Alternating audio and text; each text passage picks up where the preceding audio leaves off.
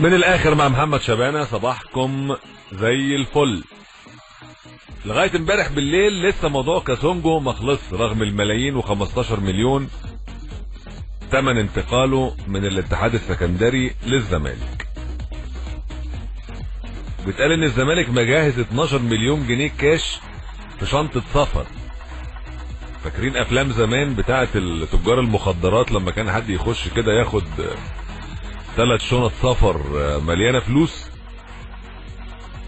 او فيلم العار مثلا التابوت اللي مفترض فيه الفلوس، نفس الفكرة يعني. فلوس الزمالك جاهزة كاش في النادي، في تابوت بقى، شنط سفر، شويلة، يعني مش مهم مين المخرج اللي هيروح يخرج المشهد ده، لكن في النهاية بتوع الاتحاد السكندري في انتظارهم 12 مليون جنيه. لكن لغاية امبارح بالليل لسه الموضوع ما تأكدش 100%، يمكن 95% 90%.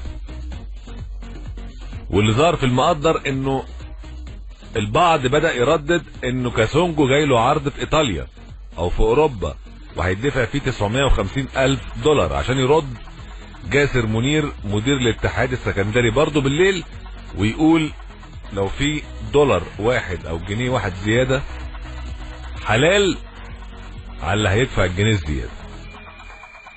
يعني الاتحاد بيقول احنا مع اللي يدفع اكتر. طبعا عشان احنا على طول بنقعد نمسك في الافلام ونحب جدا جدا السيناريوهات الدرامية في الكورة، فنقول يبقى الاهلي اكيد ورا العقد بتاع ايطاليا فهيدفع $950,000 وبعدين يحط شرط جزائي في عقد اللعيب ده $1 مليون عشان يرجعه تاني بعد 6 شهور للاهلي. والله ده في ناس كاتبه كده وتقول كده يعني الاهلي جاب نادي ايطالي يدفعه $950,000 وبعدين يشترط يحط في عقد بين الكاسونجو والنادي الايطالي شرط جزائي $1 مليون عشان يرجع للاهلي تاني. يبقى كده ثمن اللعيب $2 مليون. طب ما هو موجود دلوقتي ب 15 مليون جنيه اهو في الاتحاد السكندري، حوالي $850,000 يعني. طب ما يدفع على طول $1 مليون دلوقتي الاهلي وياخده؟ مش فاهم.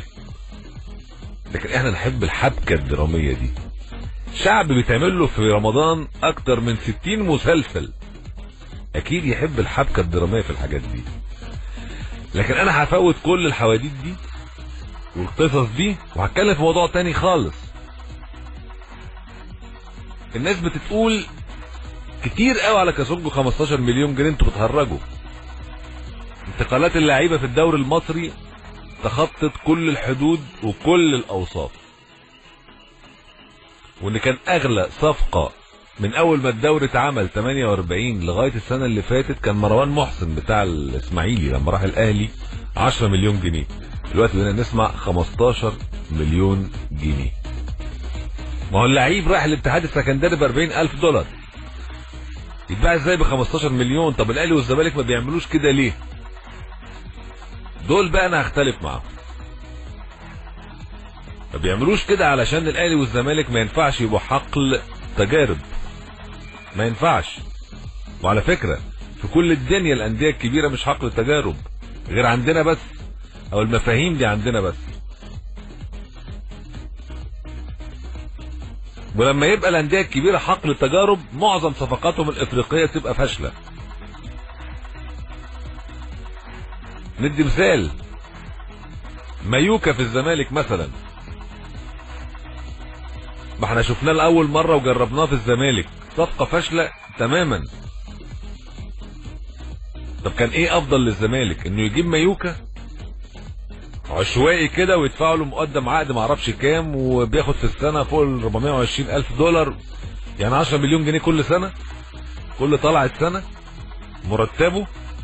ولا الافضل للزمالك ان يجيب كاسونجو ب 15 مليون جنيه ولعيب قدامه وشايفه ومتابعه على مدار سنه كامله؟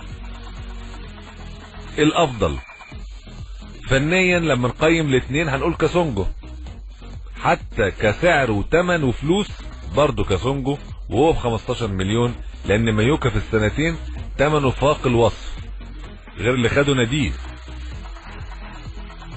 عايزين نبعد شويه عن النظره الضيقه اللي بترجعنا ورا. والاهلي والزمالك بالتحديد ما يهتموش كتير بسعر اللعيب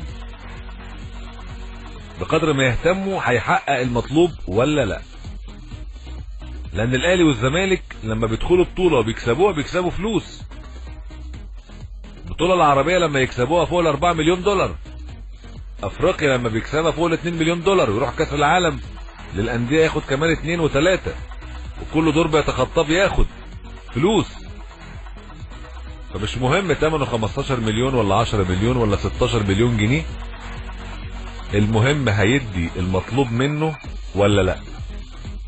كمان انديه الوسط او المؤخره دي شغلتها فاترينا، زي شارع الشواربي، هو بيعمل فاترينا يعلق فيها اللعيبه الافارقه اللي بيجيبها. اشم بونج الداخليه جابوا فاترينا تمام، الزمالك اشتراه.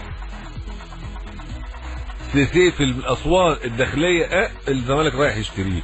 كاسونجو نفس الكلام.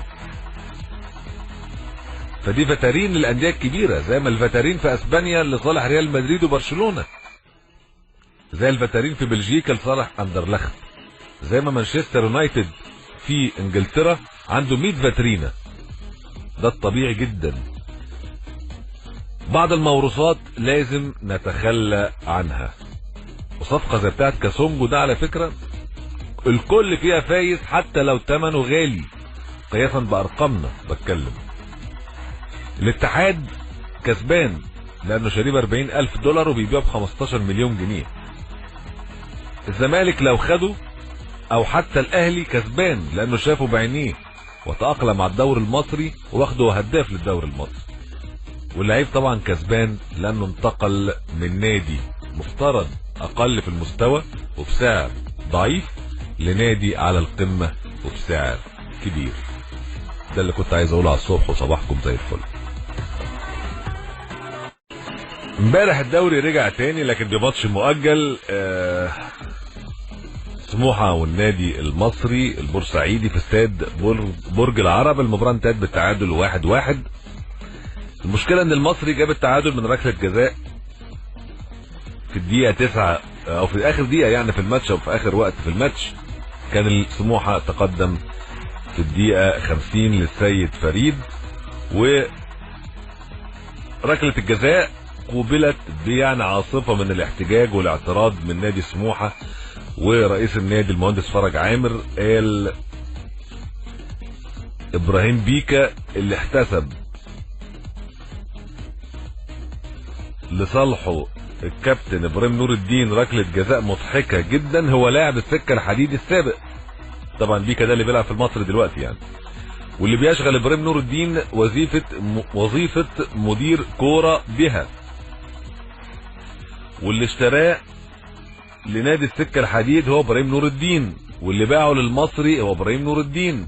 ولكن هذا لا يمنع من القول ان حسام حسن احسن مدير فني في مصر، وفريق المصري فريق محترم ادى مباراة ممتازة، استحوذ على الكرة معظم فترات المباراة، ضاع منه عدة اهداف، لكن سموحة سجل هدف بشرف وانهزم بغير حق من مجاملة صارخة من الكابتن ابراهيم نور الدين. ربنا يمسيك بالخير يا مرتضى بيك يا منصور. طبعا الكلام اللي بيقوله المهندس فرج عامر ده اتهام مباشر وواضح وصريح لابراهيم نور الدين حكم المباراة بان هو قصد احتساب ركلة جزاء لصالح النادي المصري عشان يجامل بقى له غرض ملوش غرض، لكن هو بيقول انه قصد يعمل كده. طبعا اللي بيقول ده المهندس فرج عامر ده رئيس لجنة الشباب والرياضة في البرلمان، غير انه رئيس نادي سموحة. طبعا يعني هو مسؤول عن فرض اللوائح والقوانين التي تحمي اللعبة ويتابع حماية اللعبة. هذا اتهام واضح وصريح للحكم.